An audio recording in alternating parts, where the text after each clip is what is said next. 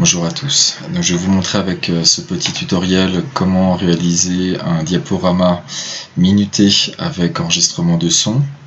Là, ce que vous voyez, donc, ça n'est pas encore véritablement le diaporama enregistré par PowerPoint, c'est enregistré avec un autre logiciel. Donc, première chose, il faut aller, si vous êtes sur la première page de l'accueil, Inicio en espagnol, vous allez à Presentación con diapositivas, en français, diaporama. Ici, vous avez en français enregistré une présentation, en espagnol grabar, comme vous le voyez ici. Donc, il faut absolument cliquer sur la petite flèche, non pas appuyer directement sur cette icône. Il faut sélectionner quelque chose d'un petit peu plus précis, qui est donc débuter un enregistrement à partir de la diapositive actuelle ou du début. Je vous recommande de vous placer directement sur la première diapositive et de choisir cette option-là. Mais vous pouvez aussi commencer, pourquoi pas, plus tard dans un diaporama. Donc une fois que vous cliquez dessus, vous avez deux options, vous les gardez cochées. Ce qui est surtout important, c'est d'avoir donc l'intervalle d'animation de diapositive. Donc si lors de votre lecture vous restez 4 secondes sur diapositive, moi lorsque je la verrai, vous resterez également 4 secondes. On conserve les intervalles d'animation. Deuxième point, narration entre entrada de lápiz et puntero laser. En français, si j'ai bonne mémoire, c'est narration et pointeur laser. Il n'y a pas cette idée d'entrada de lápiz. Cela va permettre d'enregistrer ce que vous allez dire, mais également de conserver sur ce diaporama les tracés que vous aurez pu faire avec la souris ou le stylet, ce qu'on appelle le pointeur. Donc ça vous permet de faire dans PowerPoint ce que certains profs arrivent à faire au lycée avec un stylet lorsqu'ils ont un stylet sur les tableaux numériques interactifs. On commence l'enregistrement. Donc voici maintenant le diaporama avec l'option qui vous permettra d'entourer quelque chose au moment où vous le commenterez. Ça peut donc être extrêmement pratique. Alors attention, ces enregistrements de diaporama par PowerPoint ne peuvent être que linéaires. Vous avez déjà vu que dans mes diaporamas, il y a possibilité d'utiliser des liens hypertextes. Je ne pense pas que vous en fassiez dans vos diaporamas. Si jamais vous en faisiez, attention, cela perturbe complètement PowerPoint. Ce mode de lecture ne peut pas suivre des mouvements dans le diaporama que vous feriez par des liens hypertextes. Donc, avec les flèches du curseur clavier, puisque la souris sert dorénavant à écrire directement sur le diaporama. Pour vous déplacer en diaporama, il faut utiliser les flèches du curseur, donc celle vers le bas ou celle vers la droite pour aller vers la diapositive suivante, celle vers le haut et celle vers la gauche pour aller vers les antérieures. J'avance et mon diaporama va enregistrer sur chaque diapositive le commentaire que je fais. C'est-à-dire que si je commence plus tard sur cette diapositive qui s'appelle l'index thématique, j'entendrai uniquement ce qui se sera dit sur celle-ci.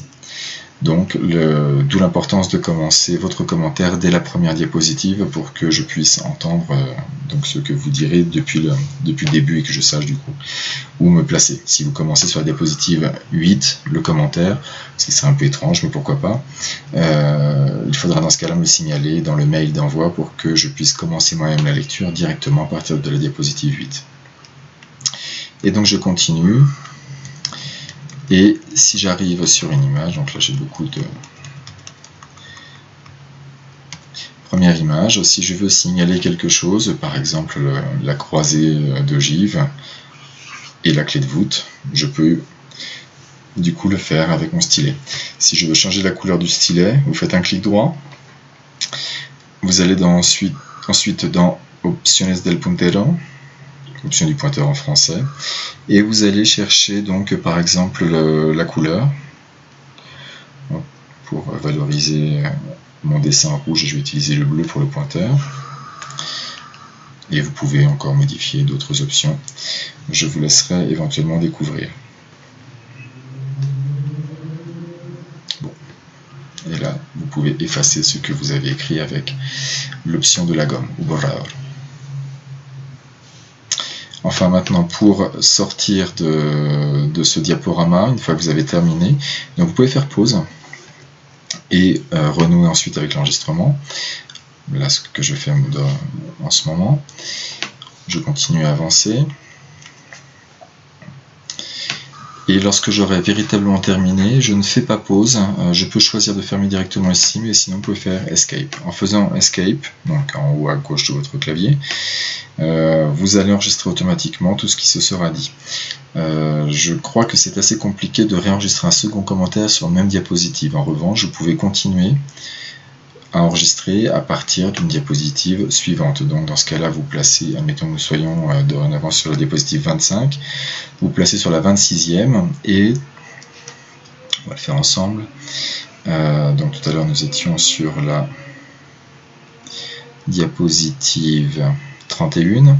Je vais me placer sur la 32e et de nouveau commencer l'enregistrement, mais là cette fois-ci en spécifiant bien, donc en commençant l'enregistrement depuis la diapositive actuelle. Je suis donc sur la 32, c'est à partir de la 32 que va s'enregistrer mon commentaire.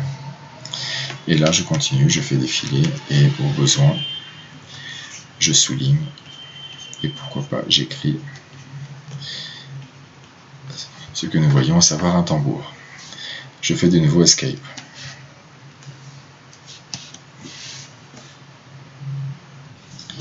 Dernière petite chose, regardez donc toujours dans présentation avec diapositive, regardez où se trouve la souris, donc sur reproduction, reproduire les narrations et utiliser les intervalles. Il faut bien que ces deux options là soient cochées lorsque vous allez lire le diaporama pour bien vérifier que ce que vous avez fait c'est enregistré correctement, faute de quoi si ceci n'était pas coché, on n'entendrait pas les commentaires audio et la lecture ne se ferait pas automatiquement avec les intervalles de la lecture que vous aviez enregistrée. Voilà, j'espère que ce diaporama vous aurait été utile. Si jamais il y avait quelques questions, n'hésitez pas à utiliser au besoin le groupe WhatsApp, sans en abuser, bien évidemment. Je répondrai aux petits problèmes techniques ou éventuellement je modifierai ou actualiserai le tutoriel. Au revoir et à la semaine prochaine.